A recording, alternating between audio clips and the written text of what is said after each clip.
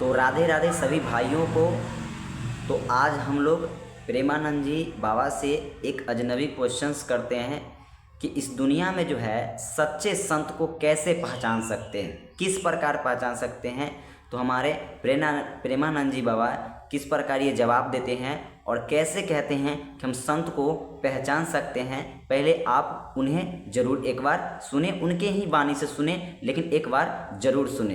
तो देखिए।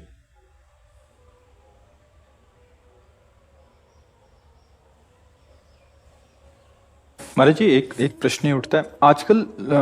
इतनी मान्यताएं ऐसी हो गई, जैसे आपने बोला, ऐसी वेब सीरीज, ऐसे फिल्म और ऐसा प्रदर्शित कर दिया जाता है। प्रकट में भी हो रहा भैया। महाराज जी, तो संत किसको माने? संत कौन? महाराज जी, बाहरी वेशभूषा से देखा जाए तो कौन, और आंतरिक स्थिति से देखा जाए तो कौन? महाराज सबसे पहली बात है, तीन का जो विजयी होता है उसे साधु कहते हैं। सब पूरे शास्त्र के हम सार बात बता देते हैं। जो शास्त्रीय भाषा में कहते हैं पुत्रैषणा, वित्तैषणा और लोकैषणा, और शाब्दिक भाषा में कहते हैं कंचन, कामिनी और कीर्ति। जो काम पर विजय प्राप्त किए हैं और जो धन पर विजय प्राप्त किए हैं, धन पर विजय प्राप्त मतलब धन की आशा का त्याग किए हुए हैं, और जो मान कीर्ति की वृत्ति का त्याग किए हुए, उसे ही महात्मा कहते हैं, उसे ही महापुरुष कहते हैं। जो मदन, मद, मोह, मत्सर, इन पर विजय प्राप्त की। महाराज जी, ये तो आंतरिक स्थिति हो गई।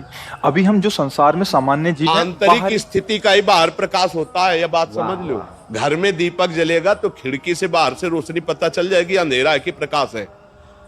व्यवहार में पता चल जाएगा। ड्रामेबाजी का व्यवहार अलग होता है, समझ रहे हो।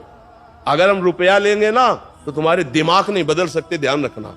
और जिस दिन हम पैसा लेने लगेंगे उस दिन ये सब नहीं चलेगा जो आज देख रहे हो आप। ये आज इसीलिए है बिल्कुल प्योर शुद्ध काम, कोई भी मिलावट। हम आपको हलवा पूड़ी का प्रसाद नहीं दे सकते, हमारी क्षमता नहीं।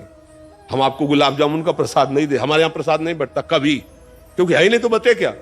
जो व्यवस्था है वो अपना किसी तरह उधर पोषण के, सब अपने धर्म से कार्य में लगे। महाराज जी, बाहरी वेश से, जैसे आपने बोला, एक तो मुंडन और एक ये, तो क्या ये किसी गुरु द्वारा ही प्रदत्त होता है? गुरु प्रदत्त, बिना गुरु प्रदत्त सन्यास या वेश नहीं धारण किया जाता। आज सैकड़ों लोग बिना गुरु प्रदत्त धारण। हाँ, थोड़ा सा वैराग्य आया, थोड़ी दाढ़ी बढ़ गई, वैराग्य का तो आया नहीं, तो नहीं तो गुरु शरण में होगा।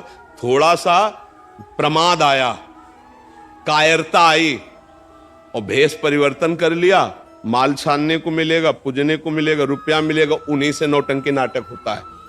और जब वैराग्य आता है तो फिर ये नहीं होता, फिर भगवत प्राप्ति की चाह होती है।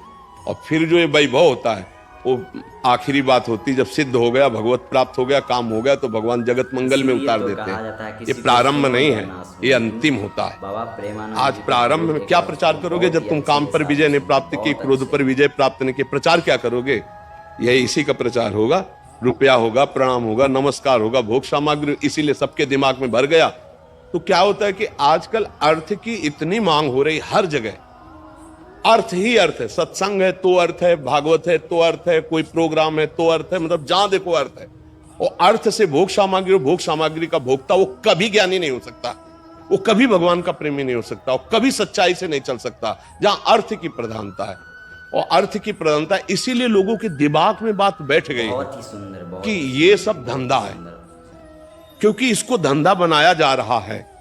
तो इसीलिए लोगों को ये लगता है कि ये सब फ्रॉडगिरी है। ये सब नहीं, भरोसो दृढ़ इन चरणन के रो। कभी भी संत महात्माओं ने अपने वचनों को नहीं बेचा है।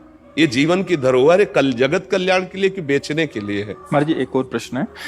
ये तो हो गया एक। महाराज जी, आज देख रहे हैं कि कोई भी किसी को भी बाबा जी बोलता रहता है। वो पैंट शर्ट डाला है, वो कुर्ता पजामा डाला है, हाँ, क्या है कि उनकी मर्यादाओं को तो जानते नहीं है। संत किसी के आगे भी लगा है, हमारे यहाँ दिखाई देता है, कभी पैंट शर्ट में होते हो, कभी पूरे संत भगवा ऐसे धारण किए होते। ये सब नौटंकी नाटक संतों में नहीं होता प्रभु। एक गुरु मर्यादा होती है। जो गुरु ने लंगोटी लगा दी, जो गुरु ने भेष दिया, वो